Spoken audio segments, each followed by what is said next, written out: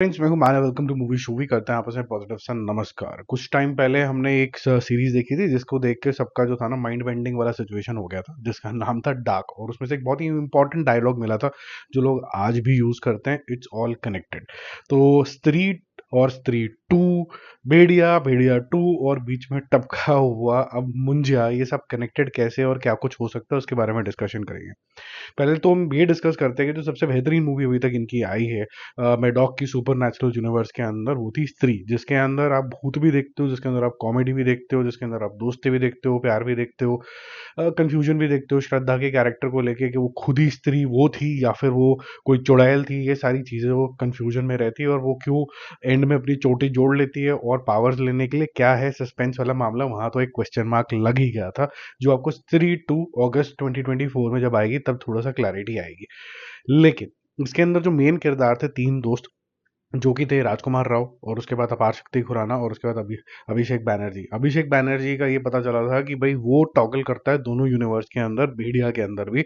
तो भेड़िया के अंदर जो बेस्ट फ्रेंड बना हुआ था हस्की का, यानी कि वरुण धवन का, वो जो है यहाँ पर आपको दिखाया जाता है कि दोनों इस बारी मुंजिया के अंदर भी दिखते हैं।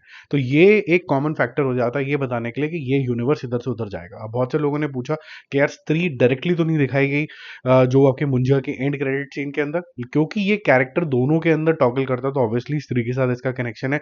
अब मेकर इसका क्या कनेक्शन बैठाएंगे या फिर हमें बेवकूफ बनाएंगे वाईआरएफ की तरह सिर्फ एक छोटे छोटे कैमियो देके ही हमारा पेट भर देंगे, वो तो समय बताएगा। बट एक बहुत इंटरेस्टिंग सी चीज हुई है मुंजिया के एंड के अंदर कि मुंजिया जब सेट फ्री हो जाता है, अभी भी वो जले हुए पेड़ के साथ था लेकिन जड़ा हुआ पेड़ जैसे ही कटा वो सेट फ्री हो गया, वो कहीं भी जा सकता है मुंजिया।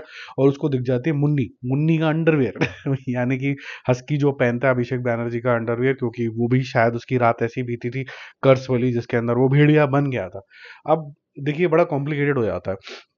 जब तक वो भेड़िया नहीं बनता है वरुण धवन, तब तक उसके पास कोई पावर नहीं है, वो एक कॉमनर है, ठीक है। वो गुस्सा वुस्सा खाता है, बस इतना ही है, ज्यादा इससे ज्यादा कुछ कॉम्प्लिकेशन नहीं है। लेकिन मुंजिया के पास बहुत सारी पावर्स हैं, लेकिन वो ज्यादा मारन कटाई के अंदर नहीं बिलीव करता, लेकिन वो ये बिलीव करता कि कोई उसकी हेल्प कर दे और वो मुन्नी तक पहुंच जाए। उसका मुद्दा ये है क्योंकि उसने अज्जी को मारा, अज्जी के बेटे को मारा, उससे ज्यादा उसका मारम कटाई वाला नहीं था मामला। क्योंकि जब कभी भी आप नोटिस करोगे तो वो इंजर्ड कर देता है किसी को, लेकिन मारता ज्यादा नहीं है। उसको पंगे लेने में मजा आता है, मतलब इज अ वेरी मिस्टीवियस सा कैरेक्टर सोटू से, जिस तरीके से उसको एस्टेब्लिश किया गया। तो अब मुद्दे की बात यह है कि जब भेड़िया रात को जब पावरफुल हो जाएगा तो भेड़िया की पावर वर्सेस मुंजिया की पावर जब टकराएगी तो फिर क्या होगा? क्या मुंजिया ओवर पावर कर पाएगा या फिर भेड़िया ओवर पावर कर लेगा?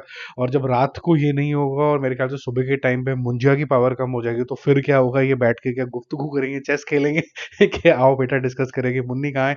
तो ये सारी चीजें थोड़ी सी इंटरेस्टिंग हो जाएंगी उसके बाद, क्योंकि अभिषेक बैनर्जी टॉगल कर रहा है दो यूनिवर्स के अंदर। और पहले यूनिवर्स के अंदर स्त्री एक पावरफुल कैरेक्टर है जो कि ट्रूली भूतिया है सोटू से। और साथ साथ में जो चुड़ैल का रोल है जो श्रद्धा कपूर कर रहे हैं क्यूट के फेस के साथ, उसका क्या मामला होगा ये समझना ही थोड़ा सा मुश्किल हो रहा है। लेकिन एट द सेम टाइम, क्योंकि अगर ये चुड़ैल है तो इसके पास बहुत सारे मंत्र वंत्र होंगे ताकि वो इनको कंट्रोल कर पाए। अब वो इनको कंट्रोल करके क्या हासिल कर लेगी, ये क्वेश्चन मार्क फिर से रह जाता है।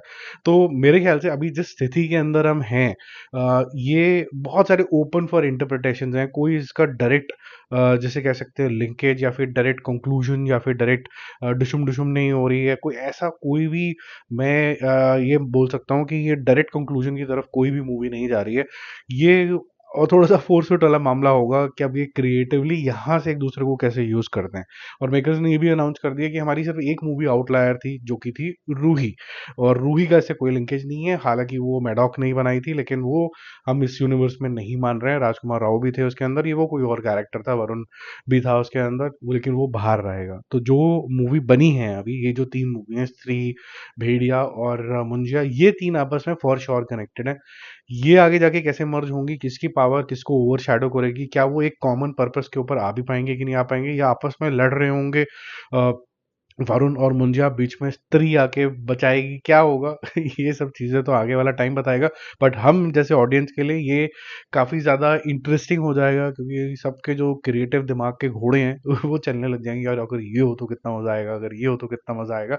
मेरे लिए सबसे इंपॉर्टेंट ये है कि जो पावरफुल कैरेक्टर्स अब आते चले जा रहे हैं, जैसे कि भेड़िया का ओरिजिनल कैरेक्टर जो रात को जागता है, फिर मुंजिया जो ऑब्वियसली मिस्टीरियस है कैरेक्टर है, और रात वाली जो है स्त्री कि हमारे घर मत आना, ये जब तीनों पावरफुल स्टेट ऑफ अफेयर्स के अंदर होंगे, तब क्या होगा? इनका कॉमन पर्पस होगा या एक दूसरे का सर फोड़ रहे होंगे, और इनको रोकेगा कौन फिर? ठीक है, बाकी हम जल्दी मिलेंगे और रिव्यूज और अपडेट के साथ। Stay connected, bye bye.